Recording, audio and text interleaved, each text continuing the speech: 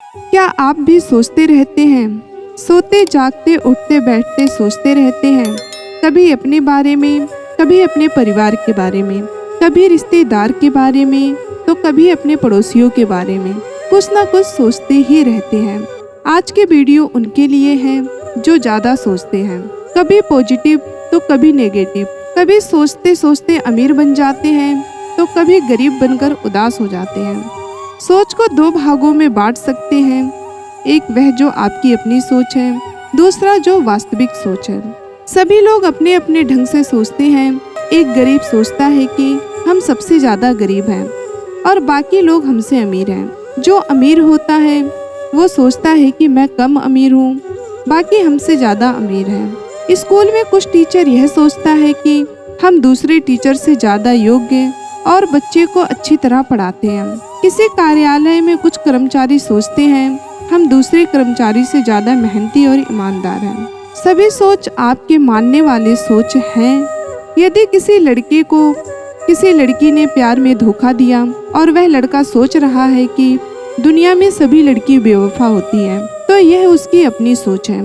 यदि आपका पैसा शेयर मार्केट में डूब जाता है और आप सोच रहे हैं कि शेयर मार्केट में पैसा डूबता ही डूबता है, तो यह आपकी अपनी सोच है। अगर आपको किसी दुकानदार ने धोखा दिया और आप सोच रहे हैं कि सभी व्यापारी धोखा देते हैं और मुनाफा कमाते हैं, तो यह आपकी अपनी सोच हो सकती है। दोस्तों, सोचना बहुत ही आसान काम है।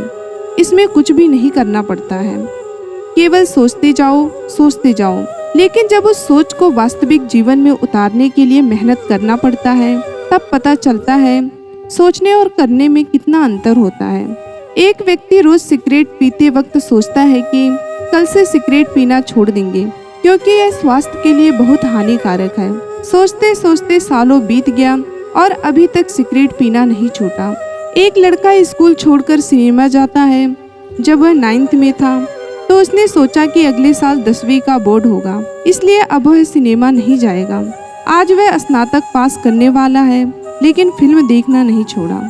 हम सोचते सोचते कब ओवर थिंकिंग के शिकार हो जाते हैं, हमें पता ही नहीं चलता। यह जो हमारी खुद की मानने वाली सोच है, इसका कभी अंत नहीं होता और हम सोचते सोचते चले जाते हैं, जिसका कारण हम ओवर थिंकिंग से ग्रस्त हो जाते हैं। आज इस वीडियो में एक कहानी के माध्यम से जानेंगे जो लोग ज्यादा सोचते हैं उनके साथ क्या होता है। एक बार चीन के एक हिस्से में बहुत बड़ा मठ था जहाँ लगभग 500 भिक्षु रहते थे। वो सभी अपने गुरु के मार्गदर्शन में खुद को जानने का अभ्यास कर रहे थे। एक दिन एक लड़का उस मठ में शिष्य बनने के लिए आया। उसने मास्टर से कहा, मास्टर, मैं खुद को जानना चाहता हूँ। मैं सच की तलाश कर रहा हूँ। मैं पता लगाना चाहता हूँ कि क्या सच है। मास्टर ने उसकी ओर देखा और कहा कि अगर तुम सच जानना चाहते हो तो अगर तुम सच जानना चाहते हो तो तुम्हें अपना पूरा जीवन दांव पर लगाना होगा। सच को जानने में तुम्हारा पूरा जीवन लग सकता है, फिर भी इस बात की गारंटी नहीं है कि तुम्हें इस जीवन काल में सच का पता लगेगा या फिर नहीं। क्या तुम इसके लिए तैयार हो? शिष्य ने कहा, मास्टर, मैं यहाँ पीछे मुड़ने के लिए नहीं आया हूँ, मैं इसके लिए तैयार हूँ। गुरु ने कहा, अगर ऐसा है तो तुम एक काम करो, इस मठ में 500 भिक्षु हैं, तुम उनके लिए चावल कूटने का काम करो। बस सुबह से शाम तक चावल कूटने का ही काम करो और जब तुम थक जाओ तो सोने चले जाओ। फिर अगली सुबह उठकर चावल को कूटना शुरू कर दो। इसके अलावा कुछ और मत करो। किसी और चीज के बारे में मत सोचना। बस इस रास्ते पर चलते रहना और दोबारा मेरे पास मत आना। जरूरत पड़ने पर मैं खुद तुम्हारे पास आऊंगा। उस लड़के ने गुरु के आदेश का पालन करते हुए चावल कूटना शुरू कर दिया। उस मठ में 500 शिष्य थे। उन सभी को समय समय पर भोजन की आवश्यकता पड़ती थी, इसलिए वह बहुत जल्दी उठ जाता था और रात को देर तक चावल कूटता रहता था। जब वह थक जाता था तो उसी कमरे में सो जाता था जहाँ वो चावल कूटता था। वो किसी से बात नहीं करता था और ना ही कोई उससे बात करने के लिए उसके पास आता था। कुछ महीनों तक चावल कूटते हुए उसके मन में पुराने विचार आते रहे, लेकिन उन विचारों का कोई नया विषय नहीं मिला तो वह अपने आप ही मिट गए। धीरे धीरे उसके मन में विचार कम होने लगे। कुछ सालों के बाद तो वह अपना नाम तक ही भूल गया। वह हमेशा चुप रहता और विचारहीन अवस्था में बस चावल को कूटता रहता। उसने ना तो कभी ध्यान किया था और ना ही कभी शास्त्र पढ़ा था। मठ के बाकी शिष्य उसे मूर्ख समझते थे। ऐसा करते हुए 12 साल बीत गए। 12 साल बाद एक दिन मास्टर ने घोषणा की कि अब मेरा आखिरी समय आ रहा है और मुझे अपना उत्तराधिकारी चुनना है, जो मेरे बाद मठ का मुखिया होगा। इसलिए मेरा कोई भी शिष्य है जिसे ऐसा लगता है कि उसे आत्म साक्षात्कार हो गया है और उसने खुद को जान लिया है, तो रात को मेरे दरवाजे के पास आकर इस दीवार पर कुछ पंक्तियां लिखे जिसमें उसकी जिंदगी का सारा अनुभव समाया हो। कई शिष्यों ने ऐसा करने के बारे में सोचा, पर मठ के प्रमुख शिष्यों में से एक ने वहां जाकर कुछ पंक्तियां लिखी। उसे बौद्ध धर्म ग्रंथों का बहुत ज्ञान था। सभी शिष्यों को लगता था कि वो इस मठ का उत्तराधिकारी बन सकता है। उसने लिखा था कि मन एक दर्पण की तरह है जिस पर विचारों और इच्छाओं की धूल जमा हो जाती है।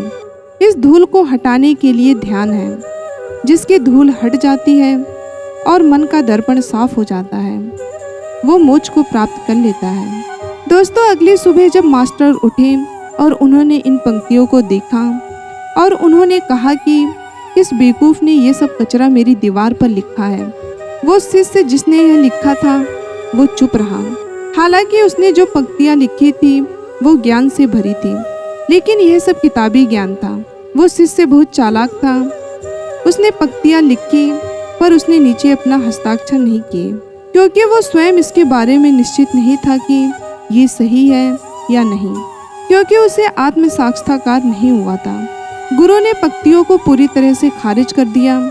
यह देखकर सभी हैरान रह गए। यह घटना पूरे मठ में चर्चा का विषय बन गई। इस विषय पर बात करते हुए 2 शिष्य उस शिष्य के पास से गुजरे जो 12 साल पहले यहाँ आया था और दिन रात चावल कूटता रहता था। दोनों की चर्चा सुनकर वह धीरे से हंस पड़ा। दोनों शिष्यों ने उससे पूछा कि तुम क्यों हंस रहे हो? दोनों शिष्यों की नज़र में यह चावल कूटने वाला तुच्छ ही भिक्षु था। किसी ने उसे ना तो कभी ध्यान करते हुए देखा था, ना ही कभी शास्त्र पढ़ते हुए। हर कोई उसे मूर्ख समझता था, जो बस चावल को ही जानता था। उस मठ में बहुत बड़े बड़े विद्वान थे, लेकिन उस चावल कूटने वाले को किसी से कोई मतलब नहीं था। इसलिए वह दोनों शिष्य उसे मुस्कुराता हुआ देखकर चकित रह गए। उन्होंने फिर उससे पूछा कि तुम क्यों हंस रहे हो? उसने जवाब दिया, मैं इसलिए हंसा कि मास्टर सही बोल रहे हैं। यह सब पंक्तियां कचरा है। इन पंक्तियों का कोई मूल नहीं है। वो दोनों शिष्य चौंक गए। उन्होंने इससे पूछा कि क्या तुम ऐसी पंक्तियां लिख सकते हो जो इससे भी बेहतर हो? चावल कूटने वाले ने जवाब दिया, नहीं, क्योंकि मैं अनपढ़ हूँ, लेकिन हाँ, मैं कुछ पंक्तियाँ कह सकता हूँ। अगर तुमने उन पंक्तियों को तुम लिख सकते हो तो मैं तुम्हारे साथ जाने के लिए तैयार हूँ।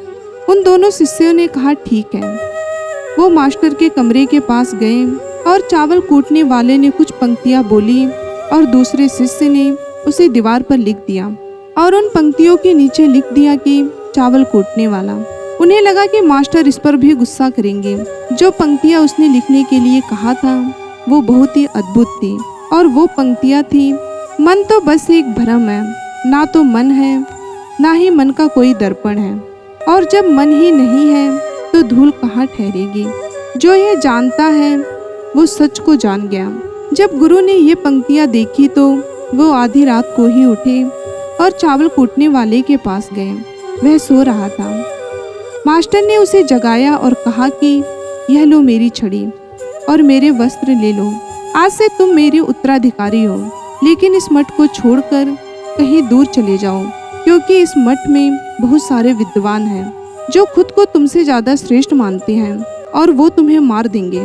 वो इस बात को बर्दाश्त नहीं कर सकते कि एक साधारण सा चावल कूटने वाला उनसे ज़्यादा विद्वान निकला। तुम्हें वह सारा ज्ञान हो गया है जो मुझे है। तुम्हें यह सारा ज्ञान चावल कूटते कूटते हुआ है, और मुझे पता है कि तुम जहाँ भी जाओगे लोग तुम्हारे पास आने लगेंगे, क्योंकि कोई फूल खिलता है तो उसकी महक हर तरफ फैलने लगती है। उसने अपने गुरु के पैर छुए और रात को ही वहाँ से चला गया। दोस्तों, अगर हम अपनी ज़िंदगी में देखें तो पाएंगे बहुत से लोग सोचते हैं कि ध्यान केवल एक ही जगह बैठकर आंखें बंद करके ही किया जा सकता है, लेकिन हकीकत में ऐसा नहीं है। ध्यान तो चलते चलते भी किया जा सकता है, अपना कुछ काम करते हुए भी ध्यान किया जा सकता है। असल में ध्यान का मतलब यह है कि आप जो भी काम कर रहे हैं उसे अपनी शिद्दत से करें कि आपको अपने शरीर का ख्याल भी ना रहे। बिल्कुल उस चावल कूटने वाले की तरह जो चावल कूटने में इतना मग्न हो गया कि उसको खुद का कोई ख्याल ही नहीं रहा। उसने चावल कूटते हुए भी उसने आत्म साक्षात्कार प्राप्त कर लिया। हर समय वर्तमान में रहना और कुछ नहीं सोचना। मन तब तक ही है जब तक विचार है। जब विचार ही नहीं रहेंगे तो मन भी गायब हो जाएगा। जब मन ही नहीं रहेगा तभी तुम अपने आप को अच्छे से जान पाओगे। असल में हमें अपने वास्तविक रूप को जानने के लिए कोई अन्य साधना करने की आवश्यकता नहीं है। हम जो कुछ भी कर रहे हैं बस उसमें हमें पूरी तरह से खो जाने की ज़रूरत है। अपने काम में इस कदर से लीन हो जाओ कि आपका काम भी ध्यान बन जाए।